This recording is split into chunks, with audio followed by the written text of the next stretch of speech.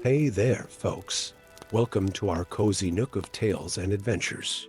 Today, like every episode, we're unlocking the doors of imagination to explore new worlds, meet fascinating characters, and experience unique emotions. I promise to take you on an unforgettable journey through the power of words. So, get comfy, grab your favorite drink, snuggle into that perfect spot, and get ready to lose yourself in a new story. Leave the outside world behind for a while and dive with me into the depths of storytelling. If you enjoy our content and want to support the channel, consider hitting that subscribe button and giving the video a thumbs up. Now, without further ado, let's dive into today's story. Before the breaking of the world, before the rising of sun and moon, the heavens were illuminated by stars alone. These celestial lights were not mere coincidence, but carefully placed by the hands of Varda's servants, the Mire of Starlight. Among these luminous spirits, two brothers in essence shone with particular brilliance: Olrin, the wise, and Merithel, the radiant. Where Olrin crafted constellations that whispered guidance to lost travelers, Merithel's stars burned with such fierce beauty they could be seen even in the shadows of Melkor's darkness. None could have foreseen how the music of the Aenir would transform these kindred spirits into mortal enemies, their reunion millennia later amid the broken ruins of a dwarven kingdom. Each bearing flames that echoed their shared origin, but now stood in opposition, one the guardian of sacred fire, the other corrupted into shadow and flame. The chasm of Moria seemed to fall forever. Gandalf, still clutching the shattered remains of his staff, plummeted through darkness absolute. The Balrog's whip had coiled around his ankle in their final moment upon the bridge of Moria, ensuring that if one fell, both would face the abyss together. As they descended into the forgotten depths beneath the mountains, time itself seemed to slow, then stretch, then bend. The wizard's consciousness expanded beyond the confines of his aged mortal form. Memories locked away by the Veiler before his descent into Middle-earth began to surface, memories of light, of stars, of a time before time when he walked the hallways of Ilmarin alongside his brethren. Through the darkness, the Balrog's flames illuminated nothing but themselves, burning with an unnatural hunger that consumed without truly revealing.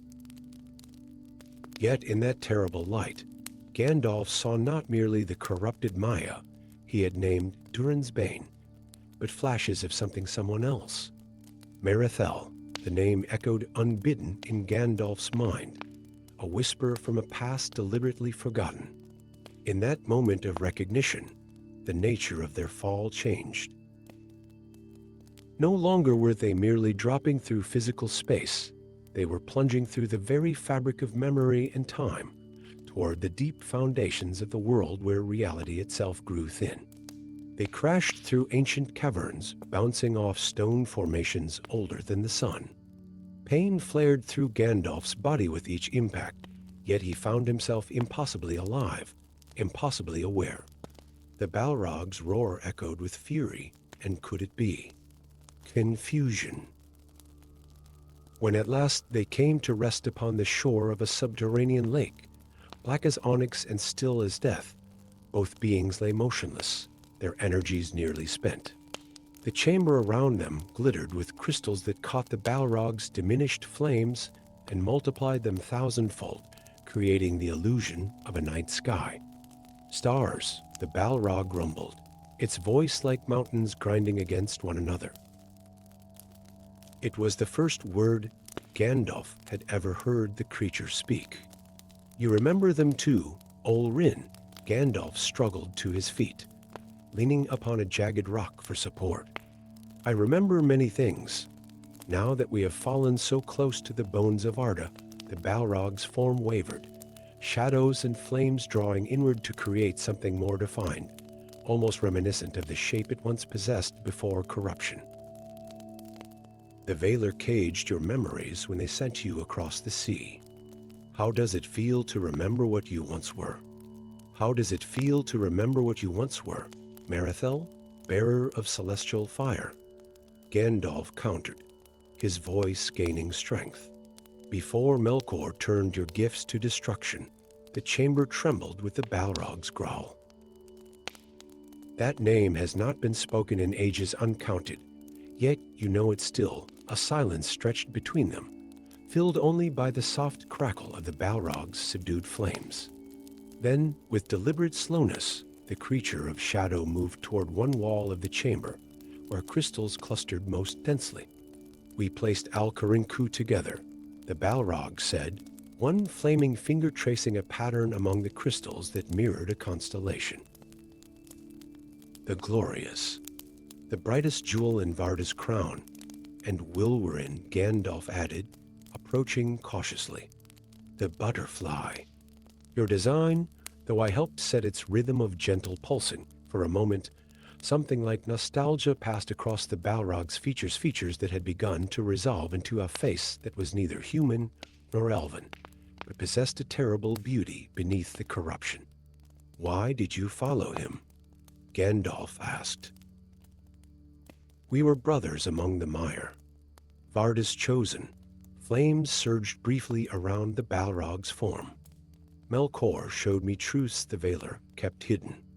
The power that could be derived from discord rather than harmony. The freedom of will unfettered by their grand design, and what has that freedom won you? Millennia imprisoned beneath a mountain, feared and hated by all free peoples. The Balrog's laughter shook loose stones from the ceiling. While you were bound in flesh, stripped of memory, sent as a beggar among lesser beings. At least I retained knowledge of my true nature. Olrin, a tremor ran through the chamber then, more violent than the Balrog's voice could cause. Both beings looked up as dust and small rocks rained from above. The foundations grow unstable, Gandalf observed. Our battle has weakened the ancient supports. Then we shall continue it elsewhere. The Balrog unfurled its wings of shadow. The mountain waits above. Zirik ziggled the Silverteen. There, beneath open sky, we shall conclude what began an age ago. Thus began their ascent through the forgotten realms beneath Moria, a journey that should have been combat at every step, but transformed into something more complex. Through caverns vast as cathedrals they traveled, past ruins older than any kingdom of elf or dwarf. With each chamber, with each passage, more memories emerged, unbidden and overwhelming. They recalled the singing of stars into being, the weaving of constellations as others might weave tapestries. They remembered standing shoulder to shoulder when Melkor first brought discord to the music, how they had strengthened each other against the corruption. You resisted longer than most, Gandalf said as they paused in a hall where ancient stones formed natural stairs spiraling upward. I remember now. When others of the mire flocked to Melkor's banner, you debated with them, countered their arguments. The Balrog's fire dimmed momentarily, until Melkor himself came to me, bearing gifts and promises. He said our light was wasted on empty skies, that we could forge stars that walked among the world itself. The gift was poison. All gifts come with price, Olrin. Even those the Valar bestowed upon you, they continued upward, through passages that narrowed and widened, following the Balrog's instinctive sense of direction toward the surface. Occasionally, they encountered creatures of the deep, nameless things that gnawed at the world's roots, but these fled before the combined presence of two mire, one of darkness and one of light. As they climbed, something shifted between them. Not friendship, too much blood and betrayal stood between them for that, but understanding. Recognition. The weight of shared history. You could have chosen differently, Gandalf said during one rest, his mortal form struggling against exhaustion. Even after following Melkor, you could have sought redemption when he was defeated. The Balrog's form seemed to waver. Could I? The Valar are not known for their forgiveness. Olrin, you know this. Even those Mire who repented were held in suspicion, kept under watch in Valinor, and was your pride worth the cost? Worth becoming. This? Gandalf gestured at the Balrog's corrupted form. For the first time, the creature did not answer with rage. Instead, something like grief passed across its features. I have been this longer than I was that. The weight of choice grows heavier with time, not lighter. Days passed in their ascent, or perhaps weeks' time flowed strangely in the deep places. When they finally emerged into a snow-filled tunnel that led to open air, the shock of daylight was almost unbearable to both. Upon the peak of Zirrikzigil they stood at last, beneath a sky clear and cold as crystal. The Balrog's flames surged in the open air, fed by winds that had not touched it for an age. Gandalf drew himself up, staff raised though he knew it would not withstand another direct confrontation. It ends here, the wizard said. One way or another, the Balrog's form expanded, wings stretching to blot out the sky. Yes, it must, yet there was hesitation in both. The memories unearthed in their journey had changed something fundamental. They were no longer simply enemies. They were the last two beings in Middle-earth who remembered the birth of stars, who had once been brothers in the service of light. There is another path, Gandalf offered, his voice nearly lost in the howling winds. Redemption is not beyond reach, Marithel. Even now, for a moment, a single, suspended moment, something like longing crossed the Balrog's face. Then darkness swept over it once more, and its whip of flame cracked against the mountaintop. There is only one path left to us, Olrin. It was written in the music from the beginning. They clashed then, light against darkness, sacred flame against corrupted fire. The battle raged for 2 days and nights, visible as lightning and storm from hundreds of leagues distant. Mountains trembled at their fury. Clouds fled from the heat of their confrontation. In the final moment, as Gandalf drove Glamdring deep into the Balrog's chest, their eyes met. Recognition flashed between them, recognition and something that might have been regret. The Balrog's flames erupted in one final conflagration, consuming both beings in light so pure it momentarily rivaled the stars they had once placed together. As darkness claimed Gandalf and his spirit fled the circles of the world, he carried with him a spark, not of the Balrog's corrupted flame, but of Marithel's original celestial fire, purified in the moment of death and redemption. A light that would become part of his rebirth, transforming the Grey Pilgrim into Gandalf the White.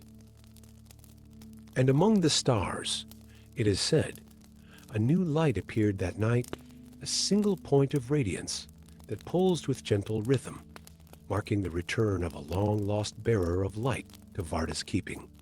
Some called it a new star.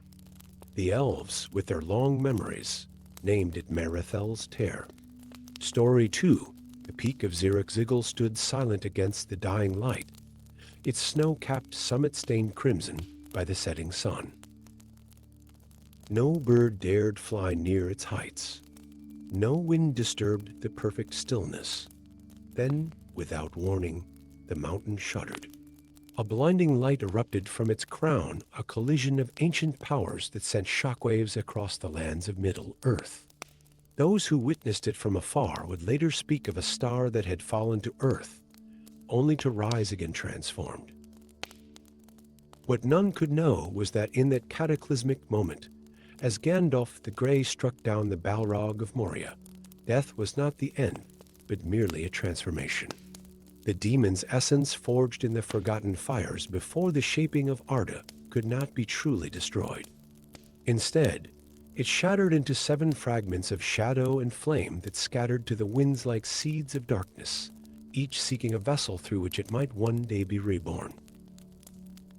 3 days later, in the golden woods of Lothal Reen, Galadriel stood beside her mirror under the light of stars. The sacred waters trembled without cause, and in their depths, she glimpsed not one possible future, but 7 intertwined paths of flame. Her eyes, which had witnessed the light of the 2 trees, widened with understanding and dread. "He returns," she whispered to the night. Not as one, but as many, in the east fold of Rowan, a shepherd boy named Aldrich found a curious stone among his flock, obsidian black yet warm to the touch. As his fingers closed around it, the stone seemed to pulse like a heart. That night, while his family slept in their modest home beneath the eaves of Fangorn Forest, Aldrich dreamed of endless caverns and ancient battles. He saw himself wielding a whip of flame that cleaved the darkness, and felt power beyond imagining coursing through his veins. When he woke, his eyes shimmered with an inner fire that had not been there before. Many leagues away, in the ruins of Osgiliath, a Gondorian captain discovered an ancient chamber untouched by the ravages of war. At its center stood a pedestal bearing a single iron crown, unadorned save for one empty setting.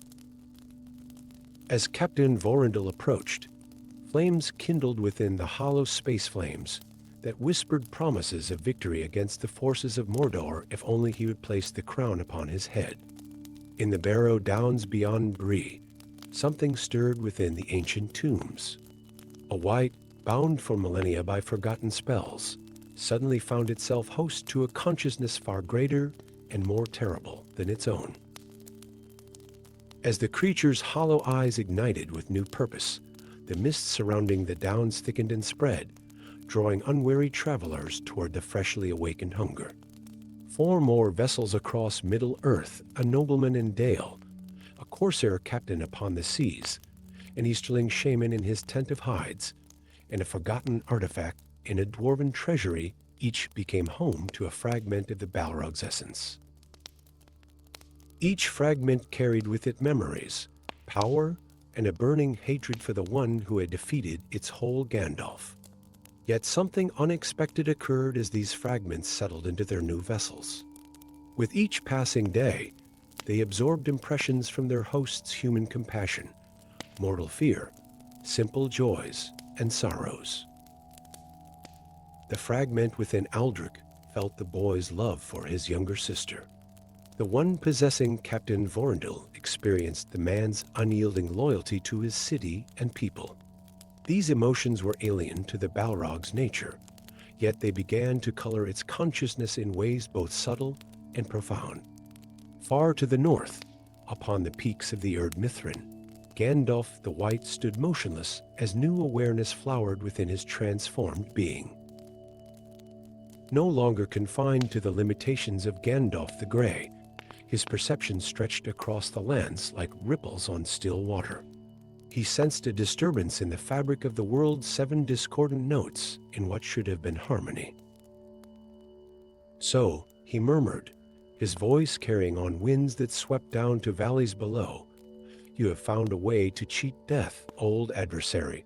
Closing his eyes, Gandalf extended his consciousness, seeking the scattered remnants of his ancient foe. Each fragment burned like a baleful star against the tapestry of Middle-earth.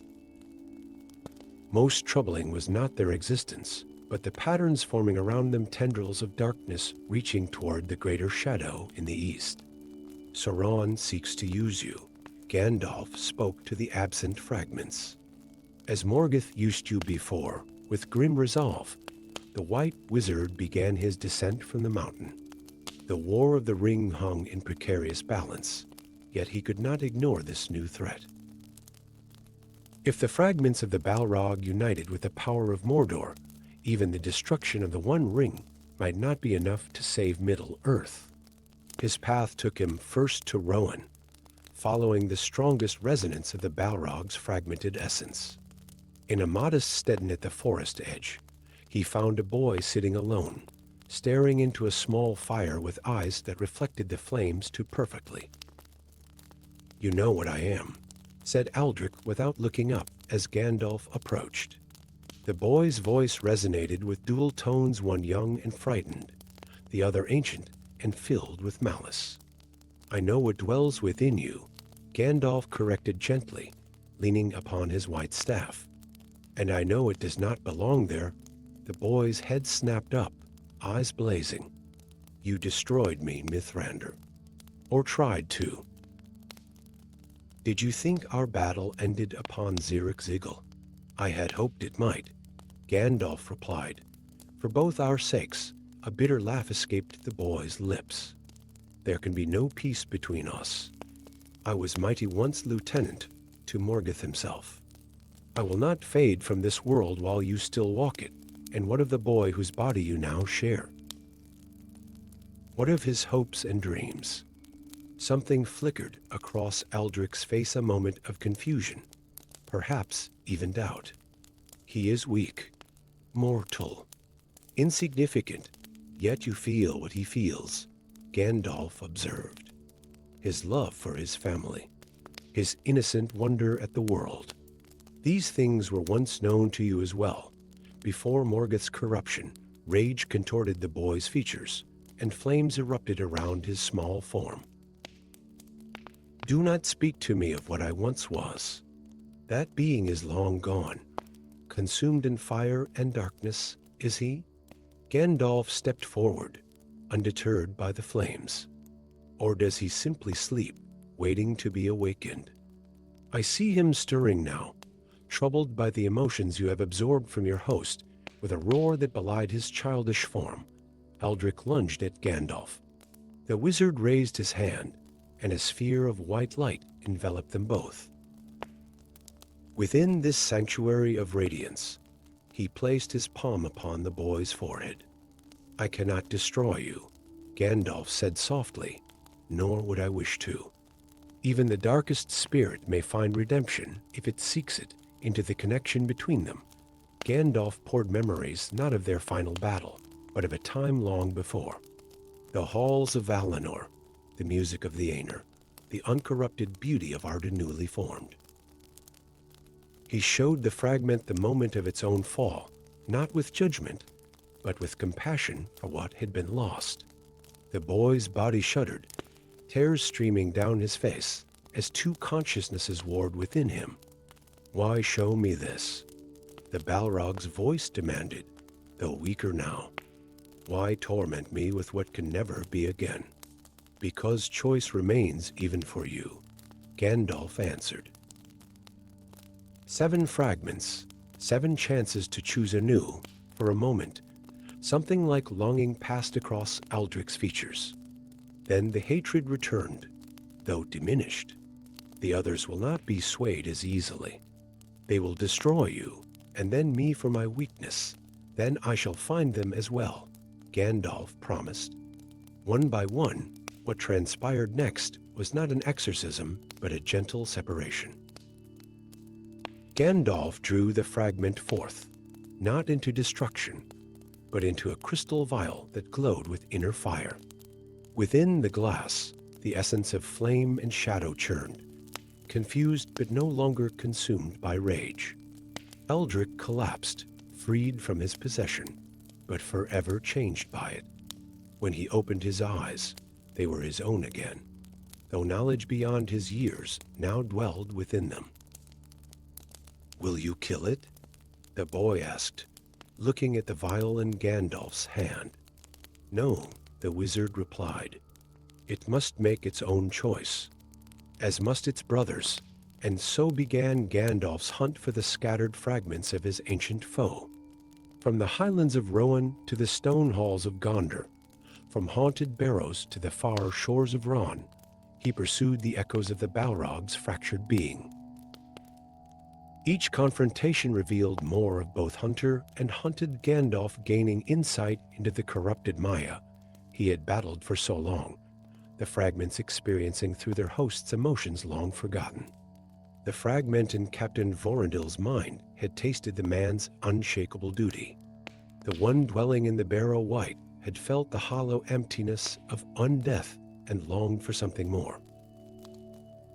With each recovery, the collected essence in Gandalf's keeping grew not only in strength, but in complexity, fragments of the original consciousness slowly reintegrating, but transformed by their brief existences in mortal vessels. The final fragment, the strongest and most defiant, awaited in the east, having possessed an Easterling war chief whose armies now marched toward Mordor to join Sauron's forces. As Gandalf confronted this last piece of his old enemy on the plains of Dagorlad, the skies darkened with unnatural storm. "You waste your time, Mithrandir," the war chief's voice boomed across the battlefield, his eyes twin furnaces in a face painted for battle. "The others may have been weakened by their host's frailties, but I have only grown stronger. This body embraces war and destruction as I do, and yet," Gandalf replied, "even in him, there exists something you have never understood. Come, let me show you." As their powers clashed one final time, white light against crimson flame, Gandalf opened not just his mind, but his heart to his adversary. He revealed not weakness, but strength and compassion, not folly, but wisdom in mercy.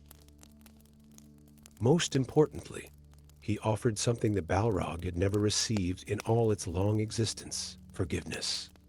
The war chief collapsed to his knees, the fiery possession lifting from him, like a mist burned away by sunrise. The final fragment, subdued not by force, but by understanding, joined its brethren in Gandalf's keeping. When the War of the Ring reached its climax, and the One Ring fell into the fires of Mount Doom, Gandalf stood upon the field of Cormoran with a decision to make.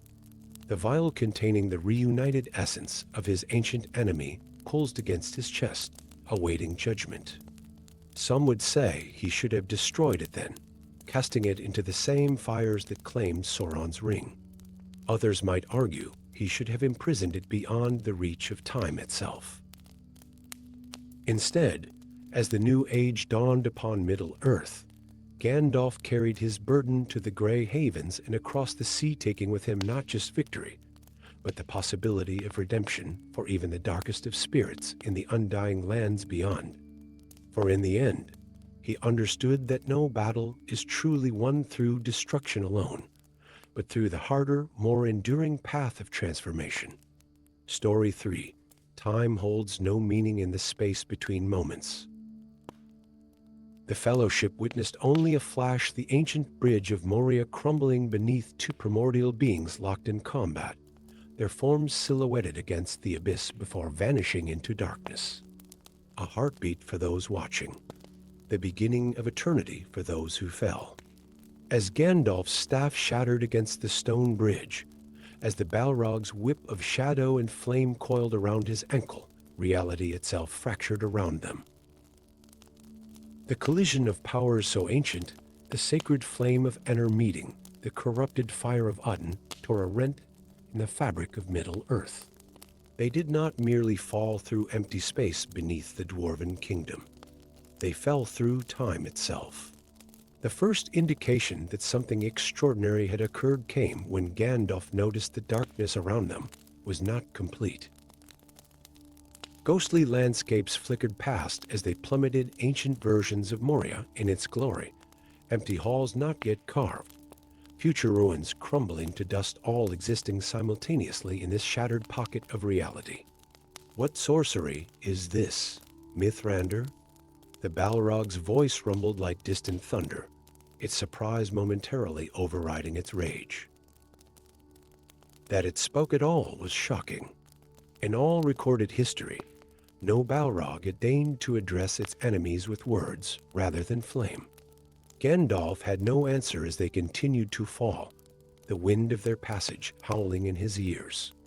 After what seemed like hours, they crashed into a vast subterranean lake, its waters black as midnight, yet glowing with an inner phosphorescence.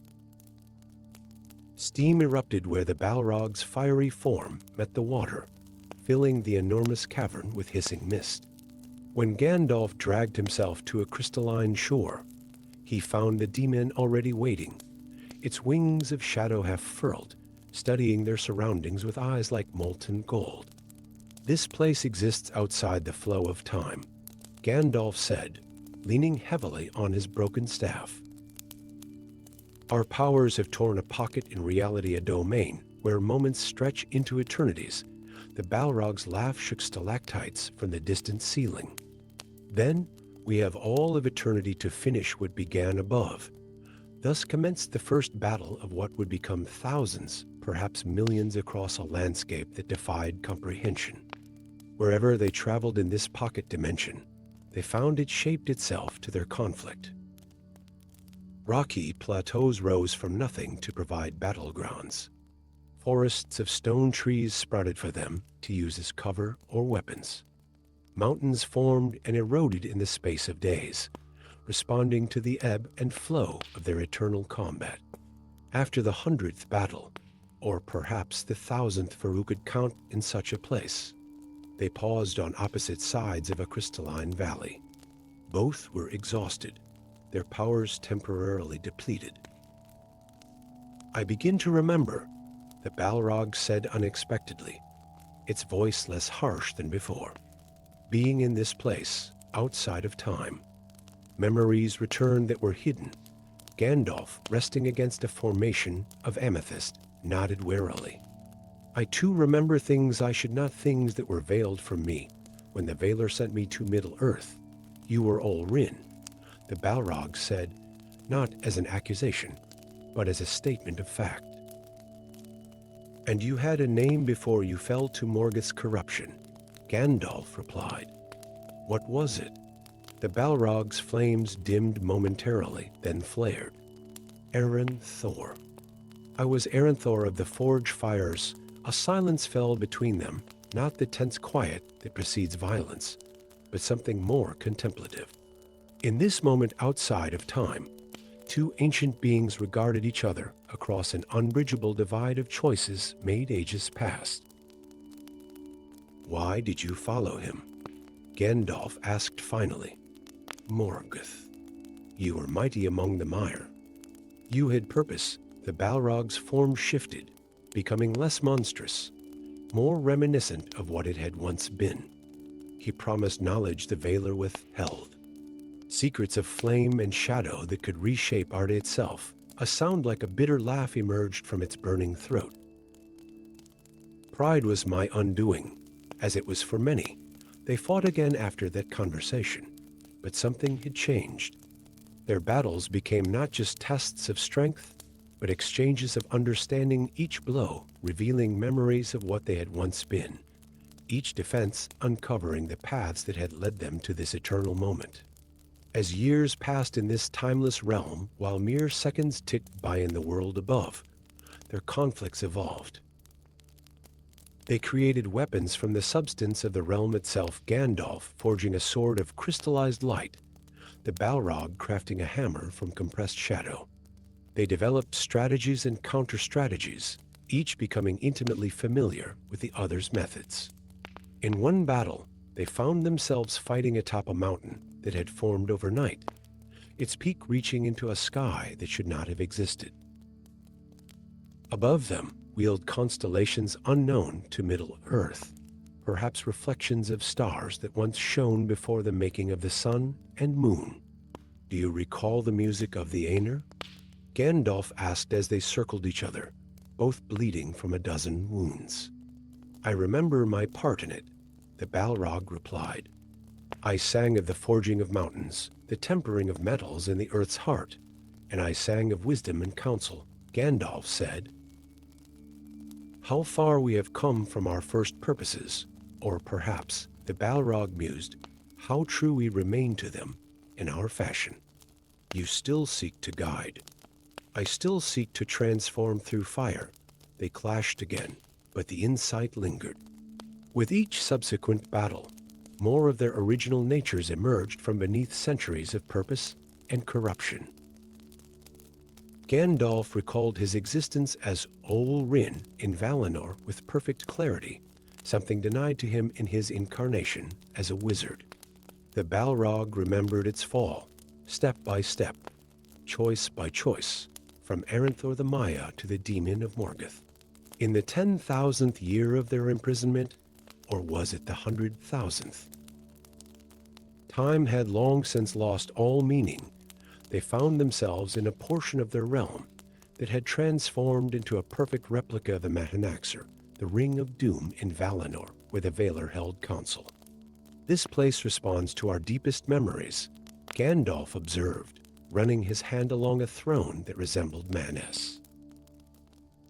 Our conflict has shaped it, but so too have our recollections. A judgment hall, the Balrog said, its voice holding an emotion Gandalf had never heard from it before regret. Fitting, perhaps, they did not fight that day, nor the next. Instead, they walked their strange realm together, watching as it reshaped itself according to their shared memories, sometimes displaying Valinor's glory, sometimes the dark pits of Angband, and occasionally places neither had seen, but both somehow recognized from the music that had shaped the world. If we escape this place, Gandalf said as they stood before a fountain that flowed with liquid light, we will be enemies again. The world above demands it. The world demands many things, the Balrog replied. Not all of them just, when they finally resumed their conflict. It was different a dance as much as a battle, each testing the other's growth and understanding. The Balrog fought with less rage and more precision. Gandalf with greater power, but also greater compassion. They lost count of the years, lost track of the battles. Their realm expanded and contracted according to laws neither fully comprehended. And still outside in the real world, only moments passed. Then came the day when their endless cycle was interrupted. Fighting upon a narrow bridge unconsciously recreated in the image of Moria's fallen span, they felt a tremor run through their entire realm. Cracks appeared in the air itself, and through them, they glimpsed a mountain peak bathed in sunlight. The pocket collapses, Gandalf said, lowering his crystal blade. Our time here reaches its end, and what awaits us outside? The Balrog asked, its flames burning lower than they had in eons. I cannot say. For me, either death or transformation. For you, the same perhaps, the Balrog finished. Though transformation has already begun for both of us, has it not? As the cracks in reality widened, they regarded each other one final time no longer merely enemies, not quite friends, but beings who had shared an eternity and come to understand each other as few ever could. One last battle, Gandalf said softly. When we emerge upon Irreconcilable, we must complete what began upon the bridge. The song of Middle-earth requires it, then let it be a battle worthy of remembrance. The Balrog agreed, drawing itself up to its full height, its fires blazing with renewed purpose. Show me what eternity has taught you. Olrin, the realm shattered around them like glass, and they found themselves transported to the peak of Irreconcilable, the Silvertine, one of the mountains above Moria. Cold air rushed into lungs that had not breathed it for subjective millennia. Real sunlight blazed upon them, painful in its intensity after so long in their twilight dimension. For those watching from distant lands, the battle that followed lasted 2 days and nights. Lightning struck the mountaintop repeatedly. Darkness flowed from the peak like water. None who observed from afar could know that for the combatants, it was merely the final movement in a symphony that had played for thousands of years. When at last Gandalf stood victorious over the fallen Balrog, something passed between them that no chronicle would ever record. A recognition, an acknowledgement, perhaps even a kind of benediction. Until the remaking of the world, Eren Thor, Gandalf whispered. The Balrog's fires dimmed, then flared one final time, not in rage, but in acceptance. As its physical form crumbled to ash, something of its essence transferred to the wizard who had been its eternal opponent and reluctant companion. Gandalf the Grey died upon that mountain. But when he returned, transformed by powers beyond Middle-earth's understanding, there was something new in Gandalf the White, a deeper comprehension of fire's dual nature, to destroy and purify, an intimate knowledge of shadow's purpose in defining light. And sometimes, in the quiet moments between great events, the White Wizard would find himself remembering battles fought in a realm outside of time against an enemy who had, in the strangest of ways, helped shape him into what he had become. For what is eternity, after all, but the space between one moment and the next? Story 4. In the deepest darkness beneath the earth, two beings of ancient power fell through black eternity. The narrow bridge of Moria had crumbled beneath them, sending both wizard and demon plummeting into an abyss that the dwarves, in all their delving, had never fully measured. As they fell, time itself seemed to stretch. The fiery Balrog's roar echoed endlessly through the vast chasm, while Gandalf's defiant cry of "Fly, you fools," faded into distant memory above. Then came the shattering. Gandalf's staff, crafted from wood that had drunk the light of Valinor itself, broke against the stone bridge in their final confrontation. But it did not merely crack. It erupted with primordial energy that had been contained within its seeming simplicity. As wizard and demon tumbled through void, tendrils of that released power wrapped around both beings like silver threads, binding them in ways neither could comprehend. Their fall ended with bone-breaking impact upon a lake black as obsidian, its surface still as death until their bodies tore through it. The Balrog's flames hissed and sputtered, but did not extinguish, steaming violently as the creature thrashed in water that seemed to both repel and be repelled by its fire. Gandalf, broken and battered in his mortal form, floated momentarily before consciousness slipped away from him like water through cupped hands. When he awoke, it was to pain not merely his own. "What have you done, Mithrandir?" The voice that rumbled these words was like mountains grinding against one another, terrible in its power and more terrible still in its proximity. The Balrog loomed above him on the stony shore, its form wavering between solid and spectral, flames dimmed but not doused. Gandalf tried to rise but found his body responding sluggishly as though he were chains of invisible weight. "I have done nothing," he managed to say, his voice equally rough. "Save defend those in my charge from your wrath." The Balrog made a sound that might have been bitter laughter. "Then explain this binding between us." It raised one massive arm wreathed in shadow, and Gandalf felt his own arm rise in mirror image, pulled by forces beyond his control. Alarm coursed through the wizard as understanding dawned. The shattering of his staff, infused with power meant to contain his own mire strength within mortal form, had somehow created a bridge between their essences. They were linked now, these ancient enemies, every movement, every pain, perhaps even every thought echoing from one to the other. "This cannot be," Gandalf whispered, struggling to his feet as the Balrog lowered its arm. "Yet it is," the demon replied, flames flickering with what might have been uncertainty. "Your staff, woven with Valinor's binding spells, has created something unprecedented over the next hours, or was it days?" Time flowed strangely in the deeps of the world. They tested the limits of their connection. When the Balrog summoned its whip of flame, Gandalf felt the power course through his own arm as well. When Gandalf attempted to invoke light, the Balrog shuddered as though in pain. They could move independently, but any strong exertion of power affected both simultaneously. "We are trapped thus," the Balrog declared at last, its massive form settling upon a throne like boulder. "Neither can destroy the other without destroying himself. Then we must find a way to break this binding," Gandalf said, leaning heavily on a makeshift staff he had fashioned from driftwood found along the subterranean shore. The Balrog's molten eyes fixed upon him. "And how do you propose we do that, wizard?" "We are in the deepest places of the world, where even the dwarves no longer delve. The only path is forward." "Forward to where?" "To the roots of the mountain," the Balrog replied.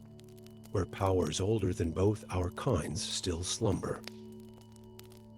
If any knowledge exists to undo this binding, it may be found there. Thus began a journey unlike any ever undertaken in the long history of Middle-earth wizard and Balrog, moving as reluctant companions through caverns untouched by mortal feet. Their way was lit by the demon's subdued flame, casting bizarre shadows that seemed alive with ancient memory. They navigated passages where crystal formations sang with harmonic tones when disturbed by their passing, crossed natural bridges spanning chasms of such depth that stones dropped into them never made a sound of landing. All the while, the binding between them tightened and evolved. Gandalf began to experience flashes of memory, not his own visions of a time before the breaking of the world, when the being now corrupted into Balrog form had been Merenthil, a noble Maya serving all the smith. He witnessed Melkor's subtle corruption, the gradual turning toward shadow, the fall into darkness that had transformed a being of light into a creature of terror. "You see my past," the Balrog observed as they rested in a crystal chamber where water dripped with perfect rhythm from stalactites above. "Fragments only," Gandalf admitted. "Do you see mine as well?" "I see Olrin in the gardens of Elrine," the Balrog replied, using Gandalf's original name from before his incarnation. "I see your reluctance to come to Middle-earth, your fear that you would fail in your task, and now we are bound together, those who once walked similar paths before diverging so completely, an irony that even the Valar might appreciate," the Balrog said, with what almost sounded like humor. Their journey grew more perilous as they descended further. Creatures dwelled in these deeps that had no names in any tongue of elf, man, or dwarf blind, eyeless things that hunted by vibration and heat. Colonies of luminous fungi that reached with tendrils toward any living thing that passed. Vast, slow-moving behemoths that might have been the distant offspring of nameless things that gnawed at the world's roots. Against such dangers, wizard and demon fought side by side, each finding that their powers, when exercised in concert rather than opposition, could accomplish what neither might achieve alone. Gandalf's wisdom complemented the Balrog's primal strength. The demon's knowledge of the deeps revealed paths that the wizard would never have discovered. In another life, Gandalf mused after they had narrowly escaped a cavern where the very air had crystallized into breathable shards. "We might not have been enemies. In another life," the Balrog countered. "We were not." Days stretched into weeks as they delved ever deeper. Their binding continued to evolve in unexpected ways. When Gandalf was injured by a falling stalactite, the Balrog felt the wound as its own and instinctively channeled healing warmth to the damaged flesh. When they faced a subterranean river of liquid fire, the Balrog found itself unable to cross until Gandalf extended his protection to them both, allowing safe passage through flames that would have consumed any mortal. "We are becoming something new," the wizard observed with troubled wonder. "Neither fully yourself nor myself, but a third thing altogether, a blasphemy," the Balrog growled, though with less conviction than it might have once mustered. "Or perhaps an unexpected harmony in the great music that shapes all fate." At last they reached the roots of the mountain, a vast cathedral-like cavern where massive stone formations did indeed resemble the roots of some impossibly ancient tree, plunging from ceiling to floor and beyond, perhaps all the way to the very foundation of Arda itself. Here, crystals of every hue caught and multiplied the Balrog's fire, creating a spectacle of light and color that would have driven mortal minds to madness with its beauty. At the chamber's center stood a pool of liquid darkness, not water, not shadow, but something more primordial than either. It was utterly still, its surface reflecting the crystalline light with perfect clarity. The wellspring of division, the Balrog named it. It is said that when Arda was unmade, all things were one. This pool contains the essence of separation itself, that which allows one thing to be distinct from another. Gandalf approached the edge carefully, feeling reverential awe before this relic of creation. This will break our binding? It should, the Balrog confirmed. We must enter together, willing the division between us to be restored. They stood at the pool's edge, these ancient enemies now linked by forces beyond their control. To Gandalf's surprise, he felt reluctance not merely his own, but echoed from the Balrog as well. "What troubles you?" he asked the demon. The Balrog's flames flickered low. "In our joining, I have felt things long forgotten. The light of Valinor, the nobility of purpose, the harmony of the music before Melkor's discord, and I have felt the freedom you sought," Gandalf admitted quietly. The desire to shape rather than merely guide. The power to transform rather than simply preserve. They regarded one another in silence, each seeing in the other a reflection of a road not taken, a potential unfulfilled. "What becomes of us if we remain bound?" the Balrog asked finally. "Neither can return to what we were," Gandalf replied. "My companions above believe me fallen. Your purpose below is no longer singular. We would be forever changed, forever limited by this connection, and yet," the Balrog mused, also expanded by it. In the end, they stepped into the pool together, not in haste, but with deliberate choice. The liquid darkness swirled around them, ancient beyond reckoning, responding to their presence with slow, almost curious movement. As it rose to envelop them, both felt the binding between them stretch, thin, begin to unravel. In that final moment of connection, understanding flowed between them like fire through dry wood. The Balrog glimpsed the compassion that had always guided Gandalf's actions, the love for the free peoples that made him willing to sacrifice himself on the bridge. Gandalf, in turn, finally comprehended the terrible loneliness of the Balrog's existence, the bitter burning of a being created for light, now condemned to endless darkness. When they emerged from the pool, they were separate once more, wizard and demon, enemy and enemy. But something had changed fundamentally for both. The Balrog's flames burned with a cleaner light, tinged with colors not seen since before its corruption. Gandalf stood straighter, his eyes reflecting a deeper understanding of shadow's necessary place in the balance of all things. "What now, ancient enemy?" the Balrog asked, its voice less harsh than before. "We find our way back to the world above," Gandalf replied. "Each to his own purpose, and if those purposes bring us into conflict once more," Gandalf regarded the demon thoughtfully, "then we shall meet as worthy adversaries who have walked in each other's flames and emerged transformed. But perhaps after all we have shared, our paths need not cross in violence again." The Balrog inclined its massive head in what might have been agreement. Together but separate, transformed but restored, they began the long journey upward, each carrying within them a flame that burned with both shadow and light, forever altered by their time as two sides of the same fire.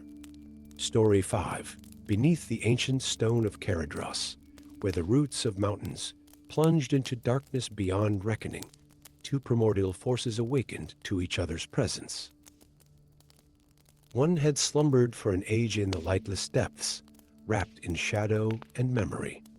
The other had walked the surface world for centuries, cloaked in the humble guise of an old man.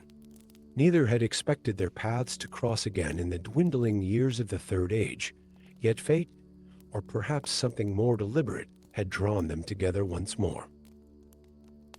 The Fellowship had entered Moria out of desperation, fleeing the cruel vigilance of Caradhras and the howling wolves on their trail. They had expected darkness, perhaps even danger, but not the awakening of a legend that should have remained entombed in myth. "Something comes," Gandalf had whispered as they fled through the 21st Hall, his weathered face illuminated by the faint glow of his staff. The stone beneath their feet trembled, not with the movement of earth, but as if the very foundation of the mountain feared what approached. When the Balrog of Moria finally revealed itself at the bridge of Moria, a creature of shadow wreathed in flame, ancient as the bedrock and terrible as a storm, only Gandalf recognized the presence for what it truly was. Wrath, once a noble Maya, now corrupted beyond recognition, yet still bearing fragments of its original nature buried beneath millennia of darkness. "You cannot pass," Gandalf had declared, and in the chaos that followed the breaking of the bridge, the fall into the abyss, the Fellowship witnessed only the beginning of a tale that would reshape the very foundations of Middle-earth's struggle against shadow. Darkness. Not the mere absence of light, but something more profound, a darkness that had existed before the first stars kindled in the void, before Arda took shape from the music of creation. In this darkness, two beings fell beyond the reach of the world's knowing. Gandalf's mortal form plummeted alongside the Balrog, both of them tumbling through spaces untouched by living eyes for ages beyond counting. Wind rushed past them, then ceased altogether as they entered a realm where normal laws surrendered to older, stranger principles. The wizard's staff had been broken in the confrontation, but a pale blue light emanated from his very being, revealing glimpses of their descent, vast caverns lined with crystals that caught and reflected his radiance into constellations never seen by mortal eyes. Underground lakes still as mirrors, their surfaces unbroken for millennia. Strange, twisted formations of stone that resembled frozen spirits in eternal torment. They struck the waters of an underground lake so deep below the mountains that its existence had been forgotten even by the dwarves who had delved deepest. The impact should have killed Gandalf's mortal form instantly, yet something preserved him, perhaps his Mire essence asserting itself in this extremity, perhaps something else entirely. As he struggled to the surface, lungs burning, he sensed rather than saw the Balrog emerging from the depths as well. No longer wreathed in flame, the waters had temporarily doused its fiery manifestation. The creature now appeared as a hulking shadow more solid than the darkness around it, red eyes gleaming with malice and recognition. Olrin, the Balrog's voice resonated not through the air, but directly in Gandalf's mind, using the name he had been given at the beginning of time.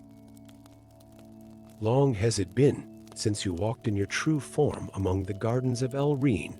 Gandalf pulled himself onto a stone outcropping, water streaming from his sodden robes. "Longer still since you answered to Wrath, servant of all," he replied, his voice finding strength despite his battered state. "Before Morgoth corrupted your purpose," the Balrog's laughter echoed through the cavern, causing ripples across the black water. "Corrupted? Or revealed? The Valar would have us tend gardens while Melkor offered the chance to forge worlds. And what worlds has Morgoth forged, save those built on suffering?" Gandalf stood, drawing himself to his full height. Without his staff, he seemed diminished, yet a subtle power radiated from him, like heat from banked coals. "Look upon your works, Wrath. A prisoner in darkness, feared and hated, your magnificent potential reduced to destruction and terror for a moment. Something flickered in the Balrog's burning gaze, doubt, perhaps, or a fragment of ancient memory. Then shadow billowed around it once more, and a whip of darkness materialized in its grasp. "Speak not of what you do not understand, old fool. The darkness holds power your precious light cannot comprehend." With that, the Balrog turned and moved deeper into the cavern, each step leaving brief impressions of molten stone that quickly cooled. Gandalf, sensing that direct confrontation would be futile in his weakened state, followed at a distance, gathering his strength and plotting his course. Thus began a pursuit that would span 8 days through the uttermost foundations of the world. The underworld beneath Moria proved vastly more ancient and extensive than even the dwarves in their glory had suspected. Gandalf and the Balrog traversed realms of stone shaped not by picks and chisels, but by the very movements of Arda in its formation natural cathedrals of stalactites hanging like frozen waterfalls. Narrow crevices that forced even the Balrog to compress its form into wraith like thinness. Vast chambers where strange phosphorescent fungi provided the only illumination, casting everything in an eerie blue-green glow. Throughout this journey, they engaged in a dance of power and will. The Balrog would surge ahead, only to lay ambushes in the darkness. Gandalf would evade, then counter with bursts of light that temporarily blinded his foe. Neither could gain decisive advantage, for though Gandalf's mortal form limited his power, the Balrog too seemed constrained, as if some inner conflict hampered its full strength. On the third day, as they traversed a natural bridge spanning a chasm so deep that stones dropped into it never made a sound, the Balrog paused. Its form seemed to shudder and contract, flames momentarily dimming. "Do you not wonder, Olrin?" it asked suddenly, "why I remained here, beneath the mountains, when my brethren fled to the ends of the earth after Morgoth's fall?"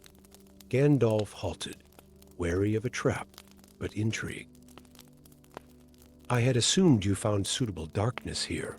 Away from the hunting eyes of the Valar, the Balrog made a sound that might have been bitter laughter. "Darkness, yes, but also knowledge." It turned fully toward Gandalf, its burning eyes reflecting in the mithril veins that ran through the stone around them. "The dwarves delve deep, but I delve deeper still. There are secrets in the roots of Arda that even Morgoth never discovered, echoes of the original music, fragments of power from the first making." For the first time, Gandalf recognized an emotion in the Balrog beyond rage or malice, pride. Not of the destructive sort, but the pride of a craftsman, a researcher, a keeper of lore. Something of Nem Rath's original nature as a servant of all still lingered beneath the corruption. "And what use have you made of this knowledge?" Gandalf asked carefully, sensing a critical juncture in their interaction. The Balrog's form seemed to darken further, as if retreating into itself. "Use? None yet. To apply such power requires clarity I no longer possess. The darkness preserves the knowledge, but clouds its purpose. In that moment of vulnerability, Gandalf glimpsed the true nature of their pursuit. The Balrog was not merely fleeing or attacking. It was leading him, deliberately if not entirely consciously, towards something hidden in the depths, something it both feared and desired to reveal. On the fifth day, they reached what appeared to be the foundations of an ancient temple, its walls carved with symbols that predated both Elvish script and Dwarven runes. The air here felt charged with a subtle energy that made Gandalf's skin prickle beneath his tattered robes. The Balrog moved with increasing agitation, flames flickering higher around its shadowy form as it paced the perimeter of the chamber.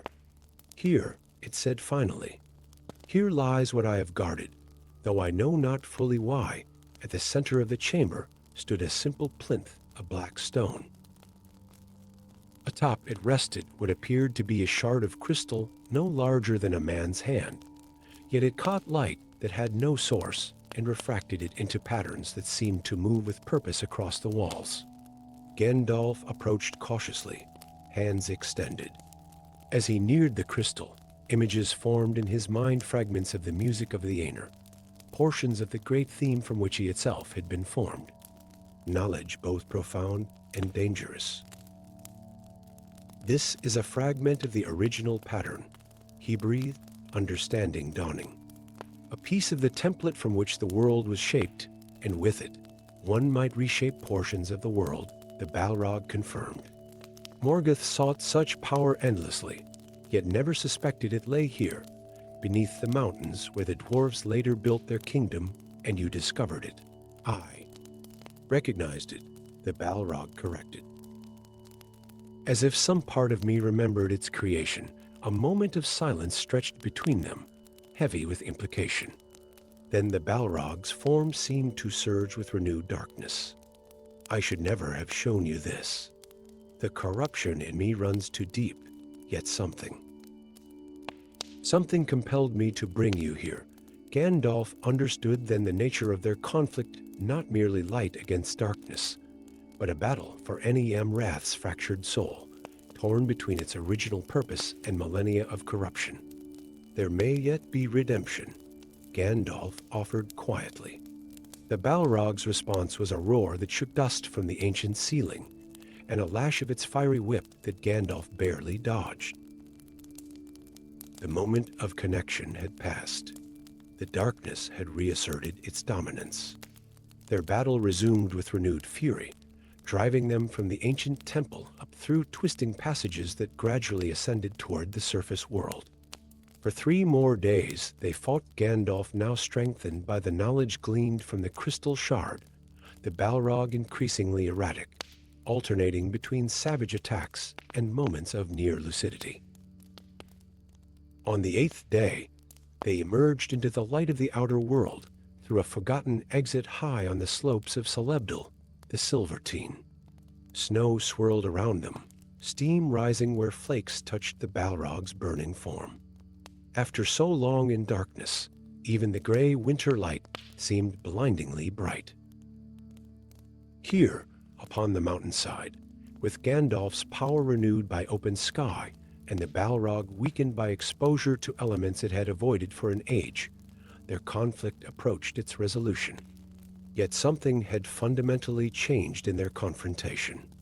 No longer was it merely combat between opposed forces. It had become a complex interplay of negation and revelation. "Why do you guard these flames with such jealousy, Nem-Rath?" Gandalf asked during a momentary pause in their combat, gesturing toward the fiery form of his adversary. The Balrog's response, when it finally came between thunderous roars, revealed the last piece of understanding, because they contain what remains of the first knowledge, the original fire of creation that none but the Valar should wield. At last Gandalf comprehended fully. The flame that wreathed the Balrog was not merely destruction incarnate, but contained within it, preserved like an insect in amber fragments of the original creative fire, the very power that had kindled the stars and shaped the world. In its corruption, Nem-Rath had become an unwitting vessel for precisely the power Morgoth had sought most desperately. Their final battle atop Irreconcilable, the peak of Celebdal, lasted 2 days and nights. Lightning rent the air around them, drawn to the primal energies unleashed by their conflict. When at last Gandalf's sword Glamdring pierced the Balrog's chest, it was not merely a killing blow, but a release the creative fire long trapped within darkness flowing outward, some portion of it passing into Gandalf himself. As the Balrog's form crumbled from the mountainside, Gandalf glimpsed within its dying eyes a flash of something almost like gratitude. Nem-Rath had been freed from its long torment, and the knowledge it had preserved would now serve its intended purpose in the struggle against shadow. Gandalf, exhausted beyond the capacity of his mortal form to endure, collapsed upon the mountaintop. Death took him then, but it was not an ending. When he returned, it was no longer as Gandalf the Grey, but as Gandalf the White, transformed not merely by divine reward, but by the integration of the primal creative fire, the knowledge that the Balrog had preserved through its long corruption. In this way, Nem-Rath's final act served the purpose for which it had been created at the beginning of time, before darkness claimed its spirit. And sometimes, in quiet moments between councils and battles, Gandalf the White would remember that brief look of peace in the Balrog's eyes, and wonder if perhaps a fragment of Nem-Rath's original nature had found its way home at last. Story 6. In the ageless halls of Amhanaxar, where the Valar held council beneath stars yet unnamed, a covenant was sealed that would shape the destiny of Middle-earth. The air shimmered with power barely contained, for this was no common gathering, but a conclave of urgency and dire purpose. Man, crowned in winds and wisdom, stood at the center of the Ring of Thrones, his gaze fixed upon two kneeling Maiar, whose luminous forms pulsed with apprehension. The shadow grows beyond our reach. Man's voice rolled like distant thunder across the pavilion. Melkor's corruption spreads deeper than we foresaw, and his Lieutenant Sauron crafts designs we cannot yet perceive. We require sacrifice of a kind not lightly asked. The first Maiar, silver-hued and serene as twilight waters, bowed his head in understanding. He was Olrin, wisest of their order, beloved by Nienna, who had taught him compassion and patience. Beside him knelt Narsil, whose spirit burned amber and gold, fierce as summer lightning, a craftsman who had studied long under All-'s tutelage. Two paths lie before us, continued man, both perilous, both necessary. One must walk openly among the shadows to come, guiding those who would resist the darkness. Another must walk a darker road still to be corrupted, to be transformed, yet in that transformation to preserve what must not be lost. Thus began the most secret conspiracy of the Elder Days, a gambit spanning millennia, a sacrifice beyond reckoning, and a reunion that would shake the foundations of Middle-earth when finally it came to pass. Deep in the heart of Moria, where the dwarves had delved too greedily and too deep, darkness had long made its home. Not the simple absence of light that dwarven lamps could banish, but an ancient darkness with will and malice, a darkness that remembered the world before the first sunrise. Here, entombed in stone and shadow, the creature once known as Narsil slumbered through long centuries. The dwarves called it Durin's Bane after it awoke and claimed their kingdom. The elves named it simply Balrog, demon of might. None suspected its true purpose or the precious knowledge it harbored within its corrupted form, fragments of understanding about the flame imperishable, the secret fire that Melkor had sought in vain before the shaping of Arda. When Morgoth had captured Narsil in the Elder Days and subjected him to torments beyond mortal comprehension, the Dark Lord believed he had broken yet another Maiar to his will. He never discovered that Narsil's apparent surrender was a deception crafted by the Valar themselves, that deep within the creature's flame and shadow remained a purpose unaltered, a mission preserved through millennia of suffering. As Morgoth's lieutenant, the Balrog had access to forbidden knowledge. While pretending to serve the Dark Lord's designs, it secretly safeguarded the very secrets Morgoth most coveted. When Thangorodrim fell and Morgoth was cast into the void, the Balrog did not flee aimlessly like others of its kind, but sought the deeps of Moria with deliberate purpose. There it would wait, guarding its precious cargo of knowledge until the appointed time. For the other half of the ancient covenant had also kept his word. Olrin had come to Middle-earth as an old man, gray-cloaked and weary-seeming, yet possessed of powers beyond mortal reckoning. Gandalf, they called him now Wanderer, counselor, servant of the secret fire against which the Dark Lord could not prevail. The mines of Moria stretched before the Fellowship like a mausoleum of forgotten grandeur. Vast columns carved by ancient dwarven hands rose into darkness too profound for torchlight to penetrate. The air hung thick with dust undisturbed for centuries, and the whisper of their footsteps echoed down corridors where no living being had walked in an age of the world. Gandalf moved cautiously at the head of the company, his staff emitting a pale illumination that seemed feeble against the pressing dark. His weathered face betrayed nothing, but beneath his mortal guise, his true spirit stirred with recognition. They were drawing near. "There is some new devilry here," muttered Boromir behind him, hand nervously caressing his sword hilt. "What manner of mind needs doors sealed by both dwarf and elf magic?" Gandalf made no answer, but his grip tightened on his staff. The runes carved into the ancient wood glowed momentarily brighter, not with increased light, but with symbols momentarily visible within the grain of the wood itself, a message, a key, a promise made before the breaking of the world. They passed through the chamber of Mizarble with its grim record of the dwarves' final stand, then fled down endless stairs as drums beat in the deep and ORC arrows clattered against stone around them. At last, they reached the bridge of Moria, a narrow span with no rail or parapet, arching over an abyss so profound that its depths were lost in utter blackness. It was then that heat rolled towards them, like the opening of some titanic furnace. Shadows gathered and condensed, forming a shape of nightmare twice the height of a man, wreathed in shadow and flame, eyes like wells of malice gleaming from a face that was no face, but a mask of fire. "A Balrog!" cried Legolas, terror stripping away his elvish composure.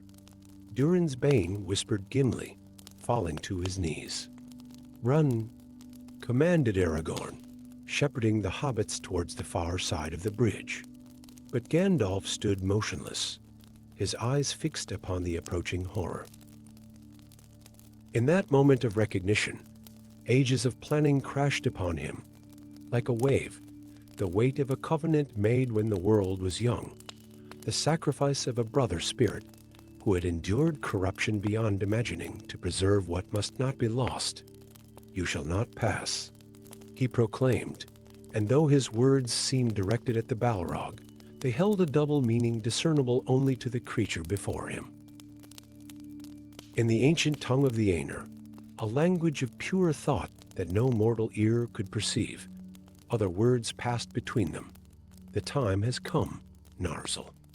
The password I speak is not a barrier, but a key." The Balrog's roar shook dust from the ceiling, but within the cacophony of rage was woven a response only Gandalf could interpret.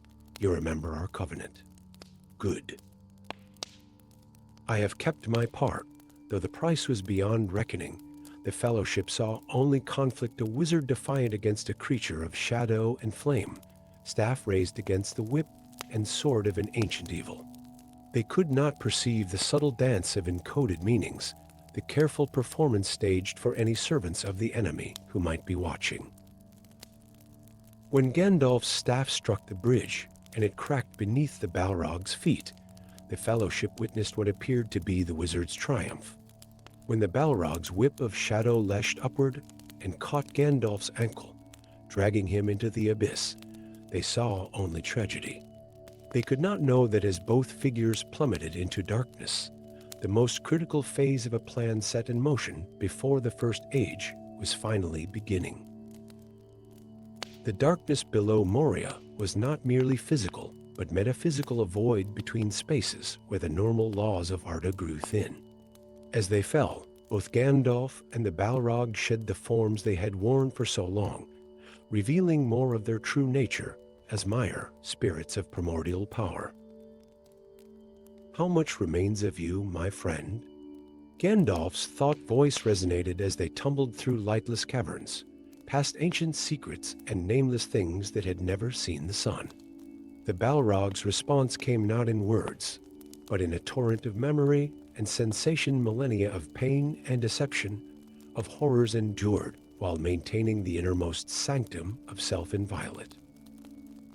Through it all, one purpose had remained: to preserve the knowledge of the secret fire that Morgoth had extracted from the Valar, but had never fully understood. "Show me," Gandalf commanded gently. "Show me what was worth such sacrifice." The Balrog's form shimmered, flames parting to reveal a core of pure light that had remained hidden beneath corruption. Within this radiance lay understanding beyond mortal comprehension, the fundamental principles by which Ilúvatar had kindled the flame imperishable, the very essence of creation itself. For 10 days they traversed the underworld beneath the mountains, no longer in combat, but in communion. The Balrog, step by painful step, transferred its long-guarded knowledge to Gandalf. Each revelation was a torment to its corrupted form light, passing through darkness, purifying and destroying in equal measure. Their ascent from the depths to the peak of Celebdal, the Silvertine, was not flight and pursuit as the watching eagles believed, but a necessary journey to a place of power where the final transfer could be completed. There, upon the mountain's crown, where heaven and earth met in thin air and blinding light, they enacted the culmination of their ancient pact. The Balrog's whip was not a weapon now, but a conduit, a bridge of energy across which flowed the last and most precious fragments of knowledge. As this transfer completed, the creature that had once been Narsil allowed itself to finally surrender to the light it had carried secretly for so long. "It is finished," Gandalf whispered in the common tongue, as the Balrog's form began to dissolve, corruption burning away to reveal momentary glimpses of its original splendor. "Your sacrifice is complete, old friend. Your burden is lifted, the Balrog no longer a creature of shadow, but a being of fading fire, and remembered glory raised a hand in what might have been salute or benediction." Then, like embers scattered by a high wind, it disintegrated into motes of light that spiraled skyward towards the stars from which all Mire had originally descended. Gandalf, overwhelmed by the transfer of power and knowledge, collapsed upon the mountain peak. His mortal form, already taxed beyond endurance by the journey through darkness, could not contain the influx of primordial understanding. Death took him then, but it was not an ending.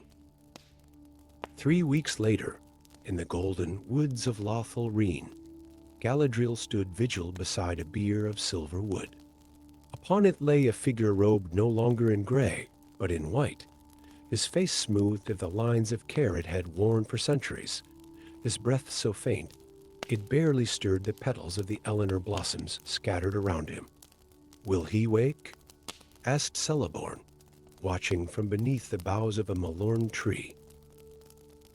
"He is already awake," Galadriel replied, "though not in any realm we can perceive. He walks between worlds, integrating what was given to him.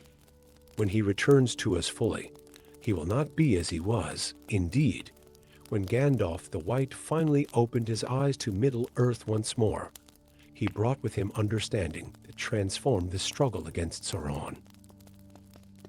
The knowledge preserved through Narsil's sacrifice provided insights into the enemy's weaknesses, into the fundamental nature of the Rings of Power, and into possibilities for victory that had seemed unattainable. The covenant made in the dawn of time had been fulfilled at terrible cost. The burden carried by one through corruption and torment had passed to another who would carry it through struggle and hope. And though none who witnessed the confrontation in Moria ever learned its true nature, the fate of Middle-earth turned upon that moment, when a wizard and a Balrog fell together into darkness, not as enemies, but as the culmination of the most audacious conspiracy ever conceived by the Valar themselves.